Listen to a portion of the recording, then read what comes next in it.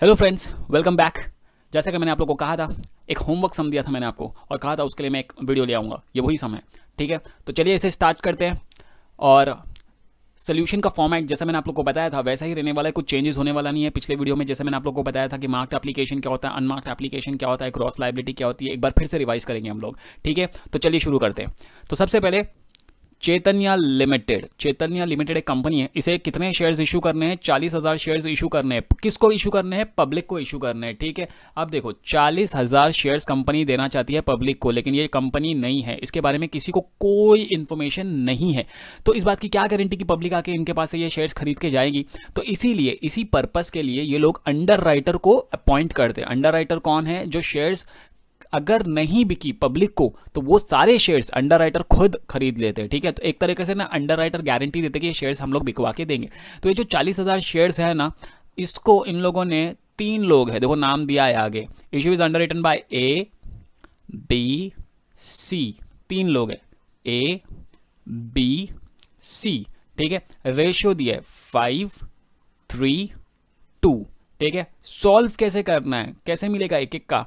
40,000 into 5 divide by 10। 10 कहाँ से आ गया? 5+3+2। तो पहले वाले को कितना मिलेगा बता सकते हो? 20,000 एग्जैक्टली। दूसरा वाला कितना लेके जाएगा पता है? सेम प्रोसेस करना पड़ेगा, लेकिन इस बार यहाँ पर 5 नहीं आएगा। 5 के बदले में क्या ले लेंगे हम लोग? 3। तो कितना हो जाएगा? 12। तो लास्ट वाले का अपना आप कितना हो जाएगा? 8,000, ठीक है। ये मैंने आप लोगों को बताया, ये जो 20,000, 12,000, 8,000 ये क्या है? इनकी ग्रॉस लाइबिलिटी है। वो लोग बोल रहे हैं कि भैया हम लोग इतना शेयर्स बिकवा के ही रहेंगे, ठीक है। तो चलिए स्टार्ट करते हैं। जैसे आप लोगों को पता है स्टेटमेंट का नाम क्या है हमारे सोल्यूशन का? स्टेटमेंट का नाम है statement showing net liability of under writer. Net liability of under writer, ठीक है। चलो, अंडर राइटर है ए बी सी और टोटल। तो भाई साहब क्या बोल रहे हैं? ए भाई साहब बोल रहे हैं कि मैं 20,000 शेयर्स बिकवा दूंगा, कोई टेंशन मत लो। बी बोल रहे हैं मैं 12,000 शेयर्स बिकवा दूंगा, गारंटी ले रहे इतनी। इसने बोला मैं 8,000 शेयर्स बिकवा दूंगा, ठीक है। कैलसी पे इसको कैसे सॉल्व करना है मैं एक बार बता दूं आप लोग को। जैसे फॉर एग्जांपल 40,000 था, 40,000 इंटू 5 डिवाइड बाय 10, तो आपको आंसर मिल जाएगा, ठीक है, 20,000। फिर वापस से 40,000 इस बार इंटू 3 डिवाइड बाय 10, तो आपको आंसर आ जाएगा 12,000। एंड देन फिर वापस से क्या करेंगे? Same process, 40,000 into 2 divide by 10, तो आंसर आ जाएगा 8,000, ठीक है। इस तरीके से आपको सॉल्व करना है, ठीक है। तो चलिए आगे बढ़ते हैं। यहाँ पर इन सबका टोटल करें तो 40,000 आते हैं। देखो कंपनी के पास है ना मैक्सिमम 40,000 शेयर्स ये जो वो दे सकती है, ठीक है। तो अब जरा देखते हैं कितना कितना मार्क्ड एप्लीकेशंस है और कितने कितने अनमार्क्ड एप्लीकेशंस है, ठीक है। क्वेश्चन में आगे बोला है अनमार्क्ड एप्लीकेशन। ये अनमार्क्ड एप्लीकेशन क्या है? जो कंपनी से पब्लिक ने डायरेक्टली खरीदा है उसको हम लोग क्या बोलते हैं? अनमार्क्ड एप्लीकेशन, ठीक है। ये हमारे काम का फिलहाल नहीं है, हमको मार्क्ड एप्लीकेशन चाहिए। आगे देखो क्या बोला है, वेयर एज मार्क्ड एप्लीकेशन, यह है ना marked application are as follows. A का कितना है? 16,000। बी का कितना है? 5,700। इसका कितना है? 8,300। तो हम लोग क्या करते हैं? लिख देते हैं 16,000। 20,000 बोला, देखो सिर्फ 16,000 ही कर पाया, मतलब अपने बेंचमार्क से कम। 4,000 अब इसको खरीदना पड़ेगा, 4,000 शेयर्स इसी को खरीदने पड़ेंगे। इसका कितना है? 5,700। ये भाई साहब 8,300। ये देखो ये सी वाला जो है ना कमाल का बंदा है, ज़्यादा काम करके आ गया। उसको 8,000 ही बेचने थे, 8,300 बेचाया। अच्छा किया ना। और ये भाई साहब लोग, ये लोग देखो कम करके आ गए। तो इसका आंसर माइनस में आ रहा है, -300, ठीक है। अब इसका टोटल करके देखते हैं कि ना इन लोग ने कितना शेयर्स किया है, ठीक है। तो करने के लिए सबसे पहले 16,000 प्लस 5,700 प्लस 8,300, तो ये लोग कर कितना आए हैं? 30,000, ठीक है। 30,000 इनका टोटल है। इसका मतलब ये कितना आने वाला है? 10,000 आने वाला है। अब ज़्यादा देखते हैं, 12 में से 5,700 गया तो कितना बचता है, ठीक है। 12,000 में से 5,700 जाएगा तो कितना बचता है, ठीक है। तो हम लोग चालू करते हैं, 12,000 माइनस 5,700, 6,300। तो हम लोग क्या करेंगे? 6,300 लिख देते हैं। ये देखो 6,300, देखो 4 और ये कितना हो गया? 10,300 और ये माइनस में ना, तो ये 10,000, ठीक है। अब आती है बारी अनमार्क्ड एप्लीकेशन की। अनमार्क्ड एप्लीकेशन कहाँ पर लिखेंगे हम लोग? अनमार्क्ड एप्लीकेशन आएगा यहाँ पर। अनमार्क्ड एप्लीकेशन कितना था हम लोग का? 2,000। अब देखो ये जो अनमार्क्ड एप्लीकेशन है ना, ये भी हम लोग क्या कर देते हैं? ए बी सी को रेशियो में बांट देते हैं। क्या कर देते हैं? रेशियो में बांट देते हैं, ठीक है। इसका भी बेनिफिट हम लोग इनको दे देते हैं, लेकिन कौन से रेशियो में? लाइबिलिटी के रेशियो। लाइबिलिटी के रेशियो क्या है? 20, 12, 8। क्या इसको हम लोग छोटा कर सकते हैं? हाँ कर सकते हैं। कितना हो जाएगा? 10, 6, 4, और भी छोटा कर सकते हैं क्या? 5, 3, 2। ठीक है, ये रेशियो है, कोई भी रेशियो से निकालो आंसर तो वही आने वाला है। मैंने छोटा इसलिए कर दिया ताकि इजी रहे। ठीक है, तो हमारा रेशियो क्या आया था हमारे को? 5, 3 और 2। 5, 3 और 2, 5, 3, 2। ठीक है, तो इससे पहले हम लोग आगे बढ़े तो मैं चाहता हूं कि एक बार क्वेश्चन को फिर से रीड कर लिया जाए। चैतन्य लिमिटेड एक कंपनी थी जिसने 40,000 शेयर्स क्या किए थे? पब्लिक को इशू किए। पब्लिक को इशू करने के लिए गए तो थे, लेकिन प्रॉब्लम क्या हो रहा था? लोग नहीं आ रहे थे। क्या नहीं आ रहे थे? लोग नहीं आ रहे थे। ठीक है, अब क्योंकि लोग नहीं आ रहे थे शेयर्स खरीदने के लिए और उनको डर लग रहा था, तो उन्होंने 3 अंडर राइटर्स को अपॉइंट किया, A, B, C, और उनको बोला रेशियो में, उन्होंने खुद रेशियो डिसाइड किया होगा 5, 3, 2। इसके रेशियो में हम लोगों ने उनकी ग्रॉस लायबिलिटी बांट दी। मार्क्ड एप्लीकेशन जब देखने गए तो सिर्फ 16,000, 5,700, 8,300 इतना ही कर पाए। तो ये इनका बैलेंस आ रहा है। अब A को 4,000 शेयर्स खरीदने, B को 6,300 शेयर्स खरीदने और C को शेयर्स खरीदने नहीं है, उल्टा उसके पास तो ज़्यादा है माइनस में। तो ये जो 300 है ना, वो हम लोग इन दोनों के अंदर एडजस्ट कर देंगे। लेकिन एडजस्ट करने से पहले ये अनमार्क्ड एप्लीकेशन को सेटल करते हैं, फिर ही आगे बढ़ते हैं। तो अनमार्क्ड को सेटल करने के लिए क्या करना पड़ेगा? क्या करेंगे हम लोग? सबसे पहले तो यहाँ पर आएगा 2,000 इंटू रेशियो 5 डिवाइड बाय कितना?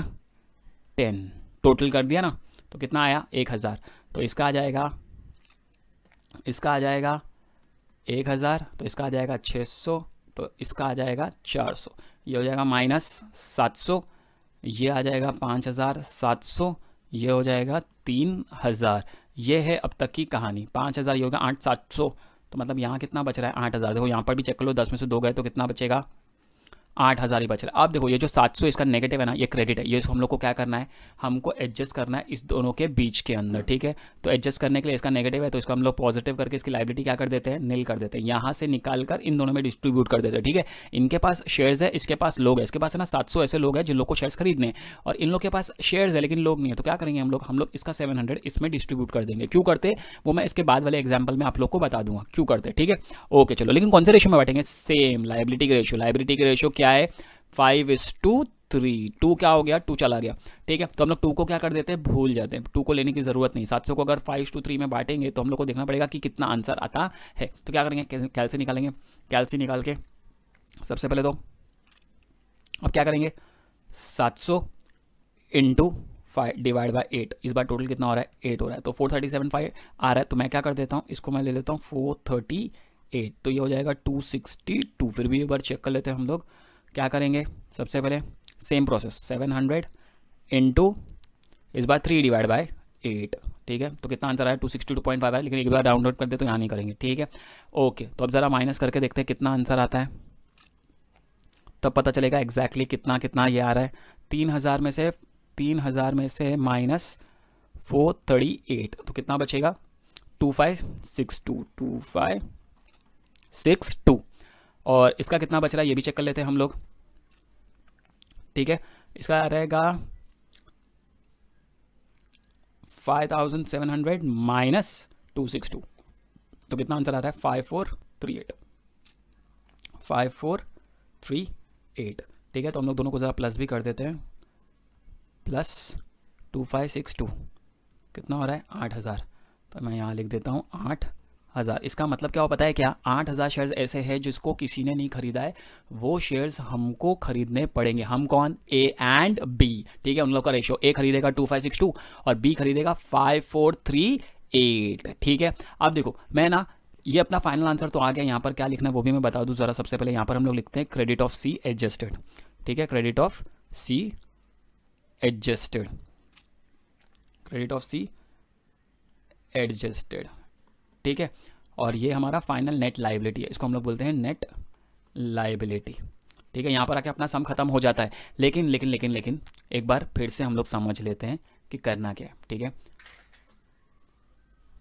ओके, ये रहा पार्ट अपना। ठीक है, एक्सप्लेनेशन वापस से बता दूं क्या हुआ था। ठीक है, एक कंपनी थी। ठीक है, ये कंपनी का नाम क्या था? चैतन्य लिमिटेड। ठीक है, इस चैतन्य लिमिटेड को कितने शेयर्स देने थे? 40,000 शेयर्स देने थे। ठीक है, 40,000 शेयर्स होने ही चाहिए, राइट? ओके, अब है ना ये 40,000 में से है ना, पहले मैं बता दूं 2,000 शेयर्स है ना जनरल पब्लिक ने पहले ही खरीद लिया। तो अब बचा कितना? 38,000 शेयर्स बचे बराबर। अब ये 38,000 शेयर्स ही अपना ABC को बांटना था, ठीक है, लेकिन उनको ये बात पता ही नहीं था कि 2,000 पहले ही पब्लिक लिख के चली गई है। तो अब हुआ क्या कि ना A ने, B ने और C ने कुछ कुछ शेयर्स बिकवा दिए। जैसे A ने कितना बिकवाया था, 16,000, राइट। मार्क्ड एप्लीकेशन क्या होता है, A ने कितना बेचा था, 16, 5,700, देखो इसने कितना बेचा था, 5,700, और ये भाई साहब ने कितना किया था, 8,300। इतने शेयर्स है ना ये लोग ने मिला के बेच दिए थे। तो मतलब इन लोग को जब हम लोगों ने मिला के चेक किया ना, तो ये लोग ने कितने शेयर्स बेच दिए थे, 30,000 शेयर्स बेच चुके थे, 30,000 शेयर्स बेच चुके थे। लेकिन अब अगर 30,000 शेयर्स बेच दिए हैं और 2,000 शेयर्स ऑलरेडी पब्लिक ले चुकी है, तो बचते कितने शेयर्स हैं, बचते सिर्फ 8,000 शेयर्स है। जो किसको खरीदना है, ए को, बी को या सी को। अब तक हमको ये नहीं पता था कि 8,000 शेयर्स ए बी सी। 8,000 कैसा है, फिर से बता दूं, देखो ये 30,000 शेयर्स ए बी सी ने बेच दिए मिलके मार्क्ड एप्लीकेशन, है ना, और ये 2,000 अनमार्क्ड एप्लीकेशन पब्लिक ने डायरेक्टली खरीद लिए। तो 30 और 2 कितने हो गए, 32,000 शेयर्स। और हमको, हमारे पास कितने शेयर्स थे, 40,000। इसका मतलब है ना जो बचा है ना शेयर जो ABC को खरीदना है वो 8,000 ही है, ठीक है, इससे ज़्यादा नहीं हो सकता, ठीक है। अब हुआ क्या कि भैया 2,000 पब्लिक ले गई, 38,000 ये है, सपोज इसमें से मैंने निकाल दिया 30,000, तो बचा अपना 8,000। ये जो है ना, ये अभी ABC को खरीदना है, लेकिन है ना कैसे पता चलेगा A को कितना खरीदना है, B को कितना खरीदना है, C को कितना खरीदना है। तो इसीलिए हमने क्या किया, ये टेबल बनाया, ठीक है, ये टेबल बना के डिसाइड कर लिया कि कौन कितना खरीदेगा, ठीक है। तो हम लोग को पता चल गया कि A को खरीदना है 2562 और इसको खरीदना है 4538, ठीक है। तब जाके 8,000 शेयर्स। और C को कुछ भी खरीदना नहीं है, क्यों, क्योंकि C ने अपना काम अच्छे से किया था, उसने ज़्यादा बेच दिया, तो उसको बेचना था 8,000, वो 8,300 बेच आया था, ठीक है। अब देखो ये जो 300 रुपये है ना, ये जो 300 नेगेटिव आया था, तो मैंने जब उसको एडजस्ट किया ना, तो हो सकता है तुम लोग को थोड़ा कन्फ्यूजन हो, तो वो भी मैं तुम लोग को बता देता हूँ कि क्या करना है उसका, ठीक है। अब देखो सपोज कि है ना हम लोग क्या करते पता है क्या, सपोज ये 30 होता, ये 2,000 को है ना कंसीडर ही नहीं करते, ठीक है, ये 2,000 को कंसीडर नहीं करते, इसको मैं पिक्चर से हटा देता हूँ। ये खाली मैं लॉजिक बता रहा हूँ कि क्या हुआ क्या, ठीक है। सपोज अभी है ना ऐसा करते हैं हम लोग, ठीक है, अभी है ना हमको अनमार्क्ड एप्लीकेशन को हटा दो, ABC का किया 30,000 हो रहा है, ये 30,000 आ गया, तो मतलब कितना बचा, 10,000। अब तुम लोग सोच रहे हो कि ना 10,000 शेयर्स ABC में बटना चाहिए, ABC के अंदर, ठीक है। C को तो हटा दो, AB में बटना चाहिए, क्यों, क्योंकि C तो अपना पूरा कर चुका है ना। तो अब सोचो 10,000 शेयर्स है, AB खरीद रहे हैं, ठीक है, हमने बोला AB चलो खरीदो 10,000 शेयर्स, तो A ने बोला ठीक है मैं खरीदने को रेडी हूँ, B भी बोला मैं खरीदने को रेडी हूँ। अगर इन लोग को हमने 10,000 शेयर्स बांट दिए इनके अंदर, तो ये जो जनरल पब्लिक 2,000 शेयर्स ऑलरेडी जो खरीद चुकी है उसका क्या, अगर 10,000 इन लोग ने भी ले लिए, 30,000 मार्क्ड एप्लीकेशन है, 2,000, ये तो 42 हो जाएगा टोटल। और ओवर सब्सक्राइब नहीं कर सकते हम लोग, लिमिट तो 40,000 ही है ना, उससे ज़्यादा थोड़ी हो सकता है। तो इसीलिए हम लोग क्या करते हैं, ये जो अनमार्क्ड एप्लीकेशन होता है ना, इसका क्रेडिट देते हैं।